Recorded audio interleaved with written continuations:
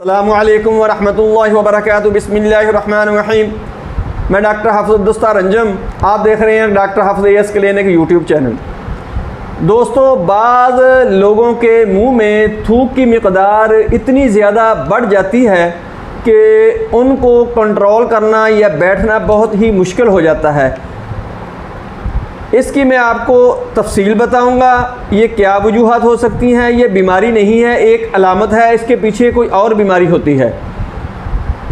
पूरी वीडियो देखें, आपको बहुत ज़्यादा फ़ायदा होगा, चूँकि मैं इसमें इसकी ट्रीटमेंट भी बताऊंगा और घरेलू तौर पर भी आपको इलाज बताऊंगा कि आप घरेलू तौर पर क्या इलाज कर सकते हैं इसका।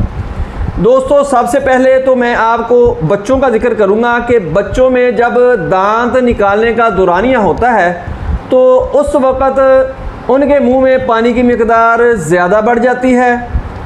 अगर दांत निकालने का मसला हो तो फिर आपने उनको कैल्शियम और आयरन देना शुरू कर देना है।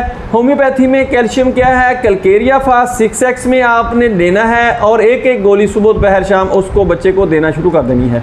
और इसके साथ जो आयरन है वो है फेरमफास। फेरमफास भी आपने 6x में लेना है और एक एक गोली सुबह दोपहर शाम उसी बच्चे को देना शुरू कर देनी है। इससे एक तो वो मुंह के अंदर जो थूक की मिक़दार बढ़ी है वो भी ठीक हो जाएगी और दांत भी बच्चा बहुत ही आसानी के साथ निकाल लेता है, उसकी कॉम्प्लिकेशन नहीं होती।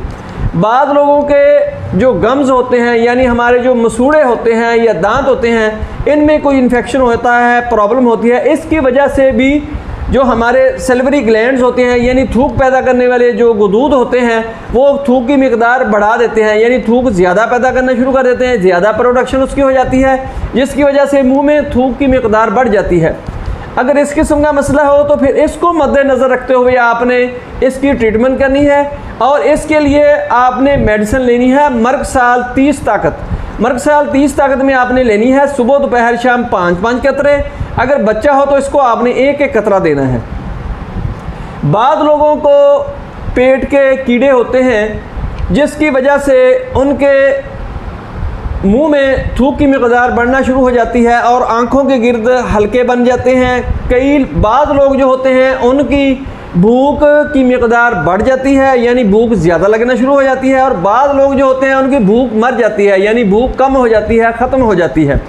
अगर इस किस्म की अलामत हो तो फिर आपने मुंह में थूक की मिक़दार बढ़ी हुई का इलाज जो करना है वो आपने साइना 30 ताकत से करना है।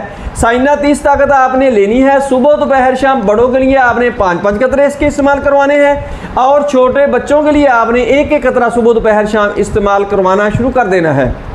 अगर गैस्ट्राइटिस हो तो फिर आपने नेट्रम फास 6x में लेनी है और सुबह दोपहर शाम इसकी 4-4 गोलियां मरीज़ को चबाने के लिए देनी है।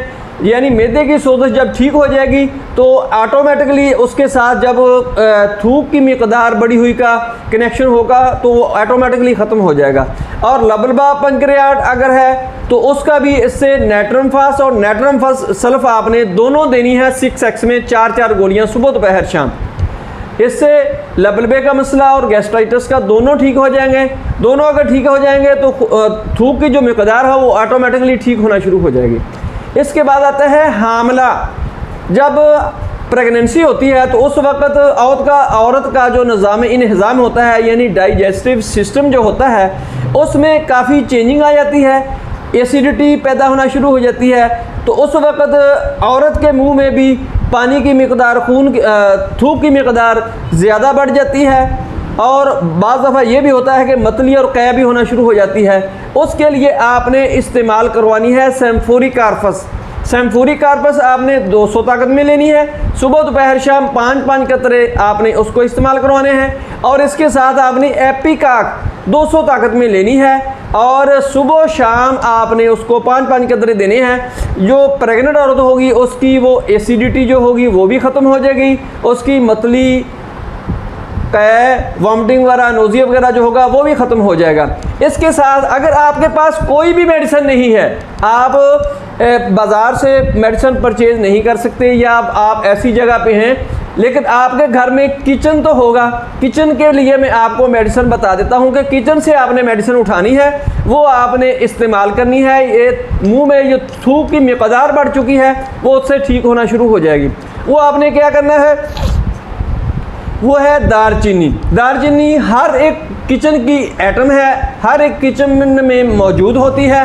वो आपने लेनी है 1 इंची लंबी, 1 इंची लंबी आपने वो टुकड़ी ले लेनी है दालचीनी की, और इसके साथ आपने 2 लौंग वहीं से किचन से ही उठा लेने हैं।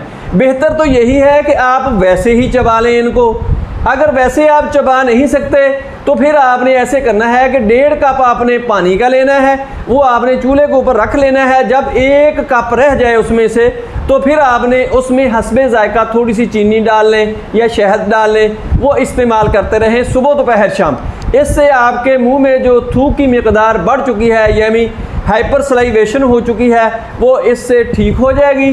दोस्तों मेरी वीडियो पसंद आए इसको लाइक करें, दोस्तों रिश्तेदारों में शेयर ज़रूर कर दिया करें, बेल आइकन को प्रेस करें, मेरे चैनल को सब्सक्राइब करें।